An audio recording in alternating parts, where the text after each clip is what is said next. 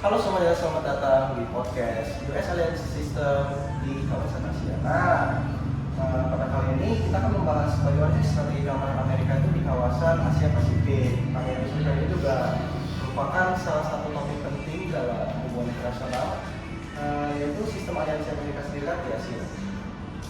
Kali ini juga kita kedatangan beberapa narasumber, yaitu Mas Haji. Halo Mas Haji, apa kabar? Alhamdulillah. Mas Sudah juga. Halo. Gimana kabar kalian? Sehat? Sehat. Alhamdulillah. Puasa masih puasa? Alhamdulillah masih aman. Jadi gini sih Mas, sebelum masuk lebih jauh itu saya pengen nanya apa sih yang dimaksud dengan US Alliance System di Asia? Jadi sistem aliansi di Amerika itu Mas, yang di kawasan Asia adalah terjadi kerjasama keamanan militer antara Amerika Serikat dengan beberapa negara di kawasan Asia dan Indo-Pasifik. Sistem ini mulai dibangun setelah Perang Dunia Kedua, ketika Amerika Serikat ingin menciptakan stabilitas keamanan di kawasan sekaligus membantu penyebaran komunisme selama masa Perang Dunia Kedua. Berbeda juga Mas dengan aliansi di Eropa yang berbentuk organisasi multilateral seperti North Atlantic Treaty Organization. Di Asia, sistem aliansi Amerika lebih bersifat bilateral. Artinya, mereka membuat perjanjian keamanan secara langsung dengan masing-masing negara sekutu. Wow, agak menarik, lagi sih Mas, tapi lumayan menarik Mas penjelasan dari Mas Bagus ini.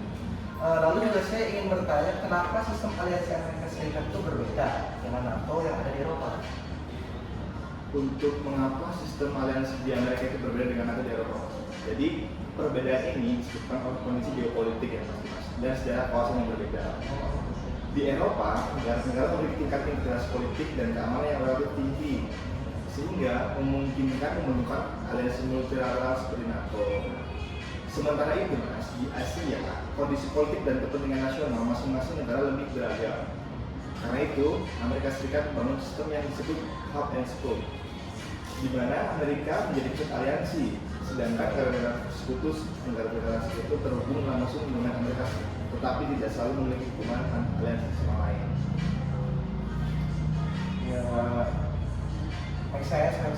Jadi dapat dipahami juga bahwa hub and spoke itu berarti Amerika Serikat ini menjadi pusat aliansi, sementara negara-negara sekutu itu terhubung sama Amerika Serikat ini, Saling terhubungan. tapi juga terkadang tidak selalu terhubung juga.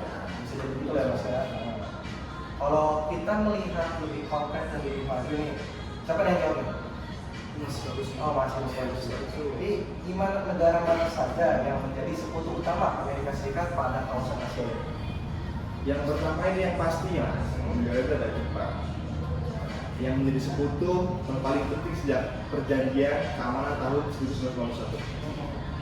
Jepang sendiri menjadi lepas berbagai pangkalan militer Amerika dan memainkan peran penting dalam stabilitas kawasan. Kemudian yang kedua, South Korea. Nah, South Korea ini yang menjalin aliansi dengan Amerika setelah Perang Korea. Aliansi ini Mas bertujuan untuk menjaga keamanan di seluruh Korea, terutama menghadapi ancaman dari North Korea.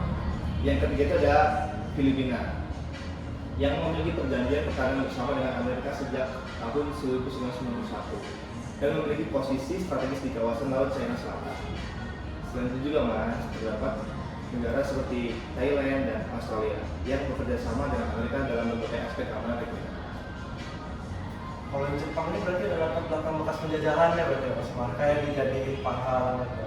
Karena Jepang sendiri kan termasuk negara yang paling awal ya dijajah oleh Amerika. Karena itu perang kan. Nah, setelah kita tadi kita lanjut nih, kalau misalnya kita melihat situasi dari geopolitik saat ini, mengapa sistem aliansi ini masih menjadi sangat penting bagi Amerika Serikat hingga sekarang? Yang pasti kalau misalnya kita lihat ya, lokasi-lokasi yang menjadi pusat aliansi Amerika itu rata-rata dekat sama yang dikonsiderasi sama Amerika itu menjadi ancaman.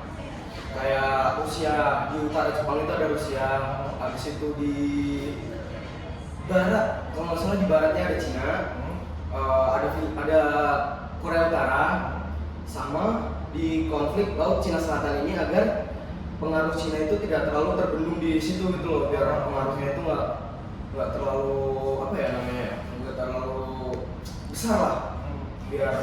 ada stabilitas di situ sama keamanan, menjaga stabilitas lah pokoknya. Di aliansi ini juga itu bisa berperan jadi deterrence, pencegahan. Apalagi kalau misalnya aja ya Cina atau Korea Utara itu agak sedikit ada agresi atau ketegangan gitu, itu bisa jadi langkah pertama untuk Amerika mencegah mereka. Karena Amerika ini bisa dibilang kayak memerangi memegang ketemuan. Iya benar. Karena ya seperti yang kita tahu kalau misalnya mereka tuh ya masih ada ketegangan gitu dari post Cold War sampai sekarang ini seperti itu. Oke, yang lanjut ke berikutnya itu, apakah aliansi ini juga dapat memicu ketegangan? Kalau dari sempat dijawab pasti saya tanya apakah Pastinya bisa, apalagi dari pembentukan AUKUS sama ya aliansi-aliansi di sekitarnya itu. Mereka Beijing itu pasti melihat kalau misalnya langkah-langkah Amerika ini itu kayak pengen membatasi gitu. Ya seperti yang saya katakan tadi, membatasi pengaruh Cina gitu. Ibarat apa ya, kayak misalnya kayak mungkin lebih kayak apa ya namanya? Kayak memicu ketegangan lah intinya seperti itulah kalau membuat konflik gitu. Jadi ya Beijing sama Pyongyang itu pasti melihat kehadiran Amerika Serikat di kawasan Asia itu ya sebagai musuh. Jadi masih bisa dibilang karena ada bekas dendam dari perang dunia kedua, pasti bisa dibilang bisa memicu ketegangan di kawasan ini. Apalagi ada dari Korean War yang tahun 19 sekian saya lupa, itu terbagi jadi dua kan, South Korea sama North Korea dari Uni Soviet itu ke Korea Utara, terus Amerika itu ada di Korea Selatan. Kalau misalnya kita melihat dari kacamata HI, apakah sistem aliansi ini bisa dijelaskan melalui teori realisme? Pasti bisa, karena seperti yang kita tahu kalau misalnya realisme itu bilang negara itu mencari kekuatan untuk keamanan. Ada seperti balance of power sama balance of threat juga. Sepertinya di Amerika itu bisa dikategorikan jadi dua ya. Ada di balance of power sama di balance of threat. Seperti balance of power-nya itu biar China itu nggak mendominasi terlalu tinggi gitu di kawasan Asia. Sama balance of threat seperti yang kita tahu kalau misalnya mereka tuh bilang kalau misalnya Cina, Korea Utara sama Uni Soviet itu kan sebagai ya ancaman, pastinya sebagai ancaman. Nah, terus gimana lagi ya? Apalagi kalau misalnya negara-negara kecil gitu di sekitarnya itu kayak merasa kurang aman lah. Pasti karena ada pelopor besar gitu. Pelopor besar gitu, makanya ada kehadiran Amerika Serikat juga di situ. Tapi contohnya apakah bisa Amerika Serikat dibilang sebagai pihak ketiga di kawasan Asia? Sebenarnya yang pasti ya, karena kan seperti yang kita tahu kalau misalnya mereka itu bertindak sebagai polisi dunia, mereka banget ikut campur sana sini. Ya Amerika juga mungkin gimana ya? Ya, pengen merajai. Seperti yang kita tahu kalau misalnya di realisme itu kan negara-negara pengen jadi hegemoni gitu. Apalagi kita tahu kalau Amerika tuh ya suka spread menghegemonikan diri yang suka spread influence-nya gitu di kemana-mana. Mereka pengen mendominasi ini, pengen mendominasi itu segala macam. Ya sedikit menarik penjelasan dari kalian. Mungkin bisa dikatakan bahwa sistem aliansi ini merupakan salah satu cara bagi Amerika Serikat untuk mempertahankan keseimbangan kekuatan Amerika Serikat ini di kawasan Asia, terutama juga dalam cara menghadapi dinamika geopolitik yang saat ini berkembang. Izin menambah ya mas? Boleh tuh jadi Kan tadi kayaknya ada ukuran, jadi sebenarnya sekutu mana sih yang jadi pilar utama gitu buat Amerika tuh di kawasan Asia ini. Yang pertama itu ada Jepang. Jepang itu untuk menstabilkan laut Cina Timur yang dekat sama Rusia sama Cina.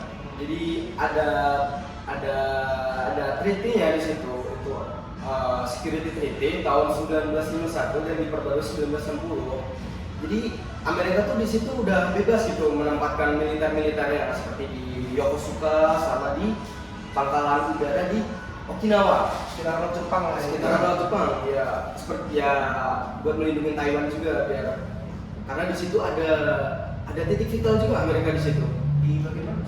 di TSMC. Jadi di situ tuh ada pabrik semikonduktor yang Cina itu ngejar-ngejar banget gitu. Jadi kalau misalnya TSMC itu sampai dikuasai sama Cina itu wah persenjataan mereka pasti bakal meningkat jauh. Pasti tersaingi, merasa Tersaingi. tersaingi. Lalu ada di bawahnya ada Filipina. Filipina itu titik vital banget buat yang di Laut Cina Selatan. Karena deket banget sama Laut Cina Selatan ya. Apalagi di situ ada ketegangan juga sama Cina kan. Sengketa-sengketa berlalu gitu. Habis itu ada South Korea. South Korea itu ya kita tahu lah kalau misalnya mereka itu kan saingan lah sama Korea Utara. Influence dari Uni Soviet, dari Rusia ke Korea Utara itu. Habis itu di bawahnya lagi ada Australia. Nah, Australia ini sebenarnya ya mungkin gara-gara dia itu sekutu di Perang Dunia II, makanya sampai sekarang tuh aliansinya itu masih dipertahankan juga karena kan kita tahu kalau Australia itu juga hebat gitu secara militer. Jadi ya mereka pasti lebih menjaga juga ya. Kayak kalau misalnya saya melihat dari histori, Australia ini sebagai negara yang memiliki pekerja kantor terbanyak juga, iya nggak sih? Iya, benar. Memiliki pekerja kantor terbanyak di dunia juga. Tapi ternyata juga kalau misalnya itu udah kayak power juga gitu ya. Iya, benar. Mendukung sekutu dari Amerika Serikat. Dan itu udah ngeliatnya dari histori mereka Kopor. Iya, yang pasti dari Perang Dunia II juga, yang dari sepertinya dari Cold juga, ya di kawasan-kawasan Asia itu kan yang paling kuat itu kan tetap Australia sih, emang yang paling asli. Ya kalau misalnya kita nama Indonesia nggak? Waduh, susah, jauh. Ya waktu itu aja bahasa akibat perang Iran ini kita bahasa kita runci gitu ya. Benar. Masih akan gimana gitu. Nah, jadi dari pembahasan ini bisa kita simpulkan bahwa sistem aliansi Amerika Serikat di kawasan Asia ini merupakan jaringan keamanan yang telah dibangun sejak Perang Dunia Kedua dan juga masih memainkan peranan penting bagi Amerika tersendiri dan juga bagi para sekutunya itu berperan penting hingga sekarang. Di tengah meningkatnya rivalitas antara Amerika Serikat dan Cina, aliansi ini menjadi salah satu instrumen utama dalam menjaga keseimbangan kekuatan di kawasan Asia Pasifik.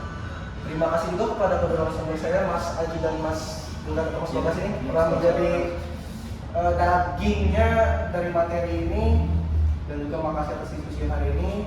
Dan terima kasih juga kepada para pendengar yang telah mengikuti podcast US Alien System di Asia, Strategi Keamanan Amerika Serikat di Indo-Pasifik.